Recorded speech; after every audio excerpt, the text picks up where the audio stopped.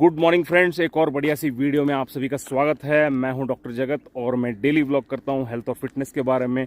सूरज अभी तक आया नहीं है, बहुत ही बढ़िया नज़ारा। मेरे 17 इयर्स के प्रैक्टिस में मैंने ऐसे ऐसे मिरेकुलस केसेस देखे हैं जो आपको 10-15 रुपए के खर्चे में करोड़ों रुपए बचा सकता है। और मुझे personally even before becoming a doctor काफ़ी बार 2-3 बार मुझे एक्सपीरियंस हुआ है होम्योपैथी का।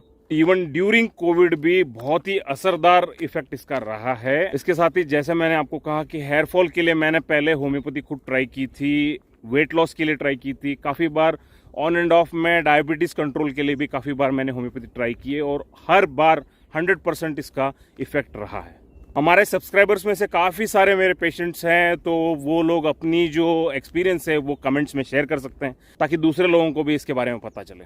और वैसे भी जो गोल्ड स्टैंडर्ड होता है डबल ब्लाइंड ट्रायल्स, यानी कि किसी चीज़ की एफिकेसी के बारे में अगर पता करना हो तो double blind trials gold standard मानी जाती है। उसमें भी होम्योपैथी को इफेक्टिव माना गया है।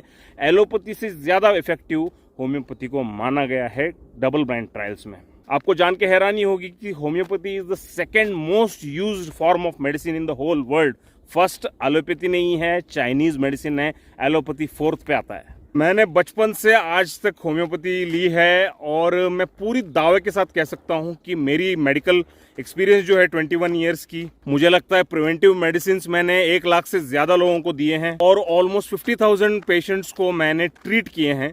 तो इस एक्सपीरियंस के बेस पे और जनरल सभी को ये पता है कि होम्योपैथी सबसे असरदार, कारगर और सबसे कम साइड इफेक्ट वाला। इसमें तो साइड इफेक्ट मैंने देखे ही नहीं। कम बोलना गलत बात होती है, अगर कोई इसे रॉन्गली यूज करता है तो हो सकता है कोई साइड इफेक्ट हो। Very gentle and mild economic ये ट्रीटमेंट कहा जा सकता है। और एक आप अच्छे नॉलेजेबल डॉक्टर के पास अगर जाओगे तो आपको साइड इफेक्ट होने के 0 चांसेस हैं। मैं मानता हूं कि एज अ रैशनल माइंड कुछ कंट्रोवर्सीज हैं होम्योपैथी के बारे में, उसके एफिकेसी के बारे में, उसे साइंटिफिक ना होने के बारे में या सूडो साइंस होने के बारे में। लेकिन ये जो कंट्रोवर्सीज हैं उसके रिजल्ट के बारे में नहीं है, उसके मोड ऑफ एक्शन के बारे में है। यानी इतनी माइन्यूट और इतनी जो डाइल्यूटेड मेडिसिन है वो कैसे कोई चेंज प्रोड्यूस कर सकती है एक सेल में, और इसके बारे में साइंटिफिक नॉलेज जो है वो लैकिंग है। हो सकता है फ्यूचर में जब नैनो मेडिसिन डेवलप होता है या फिर जो मॉलिक्यूलर बिहेवियर होता है उसके बारे में ज़्यादा जब उसके बारे में रिसर्च होगी, हो सकता है इसके आंसर्स हमको मिले। एक और चीज़, कोई भी स्ट्रीम ऑफ मेडिसिन के बारे में देखना ज़रूरी है कि चाहे वो होम्योपैथी हो, आयुर्वेदा हो, एलोपैथी हो, चाइनीज़ मेडिसिन हो, योगा हो, नेचुरोपैथी हो, इन सभी फील्ड्स के स्कोप एंड लिमिटेशंस होते हैं। यानी कि होम्योपैथी जो क्योर कर सकता है, हो सकता है वो आयुर्वेदा क्योर ना करे। आयुर्वेदा के भी स्कोप और लिमिटेशंस होते हैं, एलोपैथी के भी स्कोप और लिमिटेशंस होते हैं। तो इन स्कोप्स एंड लिमिटेशंस को अगर देख के साइंटिफिकली ये किया जाए तो ये बहुत ही कारगर हो सकते हैं। इसीलिए वेस्टर्न कंट्रीज में इंटीग्रेटेड मेडिसिन का कंसेप्ट बहुत पॉपुलर हो रहा है और इंडिया में भी काफी चर्चा इसकी चल रही है। इवन मेडिकल एजुकेशन सिस्टम को चेंज करने की बातें भी हो रही है। 5.5 इयर्स का जो ग्रेजुएशन कोर्स होता है उसको चेंज करके 7 इयर्स इंटीग्रेटेड मेडिसिन कोर्स करने की बातें हो रही हैं। इसमें सबसे ज़्यादा बेनिफिट जो है वो पेशेंट को होगा, क्योंकि उसके स्कोप और उसकी केस के हिसाब से उसको बेस्ट मेडिसिन और बेस्ट ट्रीटमेंट दी जाएगी। और वैसे भी होम्योपैथी को सबसे लेटेस्ट मेडिसिन माना जा सकता है, क्योंकि इसकी डिस्कवरी खुद एक एमडी एलोपैथिक डॉक्टर ने शुरुआत की थी। डॉक्टर सैमुअल हनेमन 1796 में इसको डिस्कवर किया था। डॉक्टर सैमुअल हनेमन रिसेंट टाइम्स के बहुत ही जीनियस पर्सन माने जाते हैं।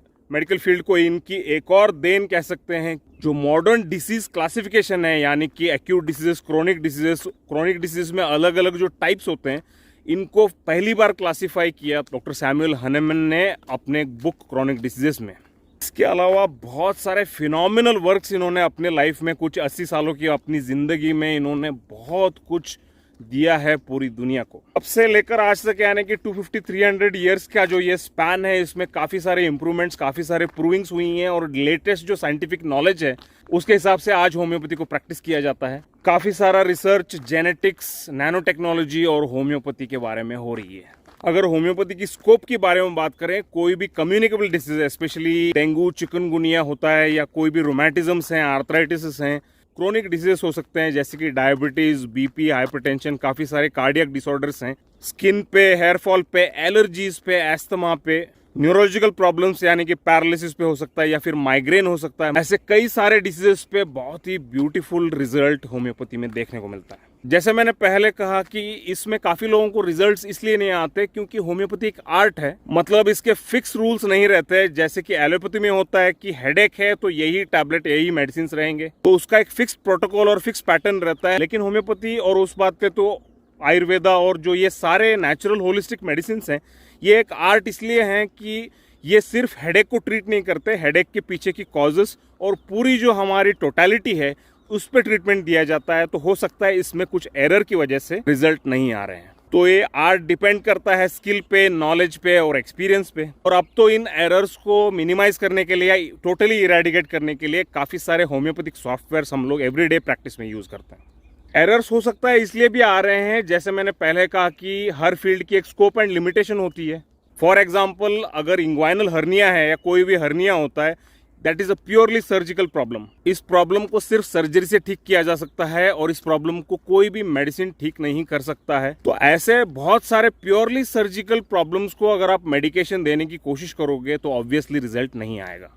ये ईगो हम में नहीं रहना चाहिए कि जो भी चीजें आएंगे सारे मैं ट्रीट करूंगा। हमारी स्कोप्स और लिमिटेशन हमें सही से पता होनी चाहिए। Render unto Caesar's the thing which are Caesar's, यानी कि जो चीजें प्योरली सर्जिकल है या लाइफ थ्रेटनिंग है तो उन चीजों को कहाँ पे रेफर करना चाहिए, ये चीजें अगर देख के समझ के करेंगे, हमारी स्कोप और लिमिटेशन को देख के करेंगे और जो पेशेंट को सबसे बेस्ट ऑप्शन है वो हम लोग सजेस्ट करेंगे, तो मुझे लगता है कि हमारी रिजल्ट जो है वो काफी हाई रहेगी। मुझे लगता है कि होम्योपैथी के मॉडर्न डे रेलेवेंस और इसके स्कोप और लिमिटेशन के बारे में थोड़ी बहुत नॉलेज मैंने आपको दी है। ये वीडियो पसंद आए हो तो वीडियो को लाइक, शेयर, सब्सक्राइब कीजिए। मिलते हैं कल शाम 5 बजे ऐसे ही बढ़िया सी वीडियो में। तब तक के लिए अलविदा।